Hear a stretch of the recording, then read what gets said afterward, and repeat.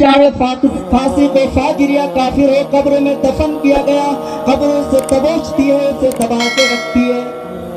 بہت جلیل القدر صحابی حضرت سعد بن معاذ رضی اللہ تعالی عنہ کے متعلق حضرت عبداللہ بن عمر رضی اللہ تعالی عنہ نے کہا کہ اللہ کے رسول صلی اللہ علیہ وسلم نے حضرت سعد بن معاذ رضی اللہ تعالی عنہ کے وفات کے وقت کہا تھا، هذا الذي تحرك له العرش، آج جو سعد کی وفات ہوئی ہے، سعد کی وفات کی وجہ سے رحمان کا عرش ہل گیا، وفتحت له ابواب السماء، اور آسمان کے دروازے سعد کے لیے کھول دیے گئے، وشهده 70,000 من الملائکہ، اور 70,000 فرشتے سعد کے جنازے میں شریک ہوئے۔ یہ عام بات نہیں ہے، اتنے جلیل القدر صحابی وفات پر رحمان کا شہادت میں آ جاتا ہے، آسمان کے دروازے کھول دیے جاتے ہیں، 70,000 فرشتے نماز جنازہ میں شریک ہوتے ہیں۔ اس کے بعد اللہ کے نبی صلی اللہ علیہ وسلم نے فرمایا، لَقَدْ ضُمَّ ضُمَّةً ثُمَّ فُرِّجَ عَنْهُ، سعد کو قبر میں ایسا دبایا پھر اللہ کے حکم سے کشادگی کر دی گئی۔ یہ حدیث جو ہے سنن نسائی کی اور مستند کے اعتبار سے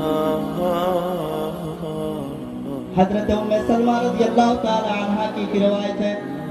جسے امام بغوی نے اپنی سنت کے اندر،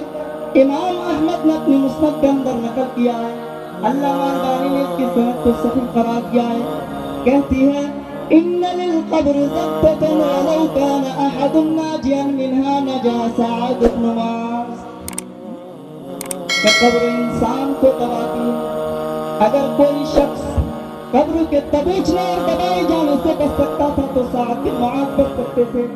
لیکن انہیں بھی قبر میں دبایا۔ اللہ اکبر! ہماری حالت کیا ہوگی، ہماری حالت کیا ہوگی؟ کبھی غور کیا ہے میرے بھائیوں؟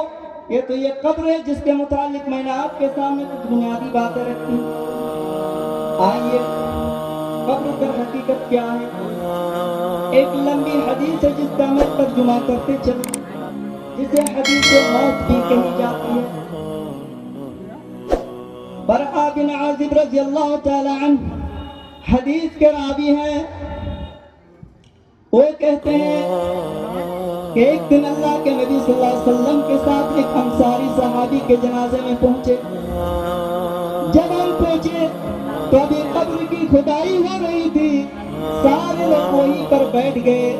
اللہ کے نبی صلی اللہ علیہ وسلم بھی بیٹھ گئے۔ اللہ کے نبی صلی اللہ علیہ وسلم کے ہاتھ میں ایک چھوٹی سی لکڑی تھی، آپ اسے زمین پر کھود رہے تھے لکڑی سے، اور سر کو نیچے جھکائے ہوئے تھے، صحابہ اطمینان سے بیٹھے، گویا کہ سر پر کوئی پرندہ بیٹھا ہو، حرکت کیا تو پرندہ اٹھ کر کے چلا جائے۔ حدیث کے الفاظ ہے میرے بھائیوں، اللہ کے نبی صلی اللہ علیہ وسلم لوگوں کی طرف اپنا سر اٹھائے، کہا، استعیذ باللہ من عذاب القبر، استعیذ باللہ من عذاب القبر، استعیذ باللہ من عذاب القبر۔ اے میرے دوستوں، اے میرے ساتھیوں، اہل اسلام، قبر کا عذاب سے اللہ کی پناہ مانگو، قبر کا عذاب سے اللہ کی پناہ مانگو، قبر کا عذاب سے اللہ کی پناہ مانگو۔ اس کے بعد اللہ کے نبی صلی اللہ علیہ وسلم فرماتے ہیں، ان العبد المؤمن اذا كان في انقطاع من الدنيا واقبال من الاخرہ،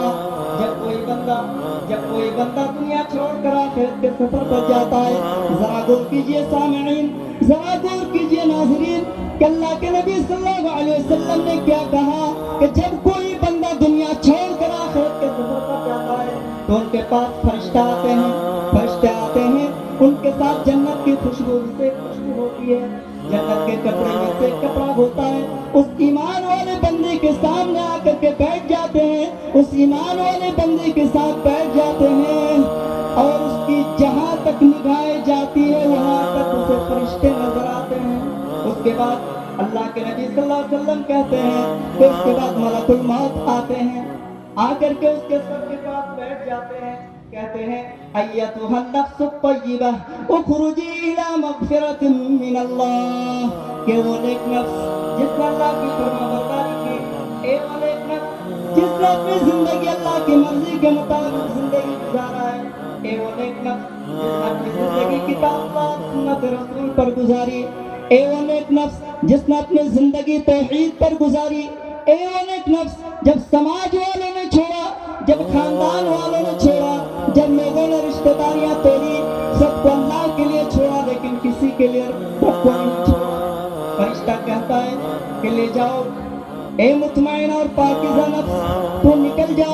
نکل اس کے جسم سے چل، تیرے چلنے کا وقت ہو گیا. تجھے چلنا ہے اللہ کی جنتوں کی طرف، تجھے چلنا ہے اللہ کی نعمتوں کی طرف، تجھے چلنا ہے اللہ کی مغفرت کی طرف. جب وہ جیسے اس کے جسم سے روح نکالتے ہیں، گویا کہ گلاس سے پانی کا آخری قطرہ کتنی آسانی سے نکل جاتا ہے، ویسے ہی اس کے جسم سے روح نکلتا ہے. روح نکلتے دیری نہیں، اس جنت کے کپڑے میں اس کی روح کو لپیٹ لیتے ہیں اور اس جنت کے کپڑے میں اس کی روح کو لپیٹ لیتے ہیں اور فرشتے پھر اس کی روح کو لے کر کے چلتے ہیں. جہاں جہاں سے چلتے ہیں فرشتے سوال کرتے ہیں کہ یہ پاکیزہ اور نیک نفس کون ہے، یہ مومن بندہ کون ہے. فرشتے جواب دیتے ہیں کہ فلاں بن فلاں ہے. اس کا بہترین نام بتلایا جاتا ہے جو دنیا میں ماں باپ نے رکھا ہے. جہاں جہاں سے اس شخص کی روح گزرتی ہے فرشتے اس کی رحمت کی دعائیں کرتے، مغفرت کی دعائیں کرتے، یہاں تک کہ وہ ساتویں آسمان پر اللہ کے پاس پہنچتا ہے. اللہ رب العالمین اس ایمان والے بندے کی روح کو دیکھ کر خوش ہو جاتا ہے، کہتا ہے کہ لے جاؤ اپنے بندے کی روح کو علیین میں لکھ دو.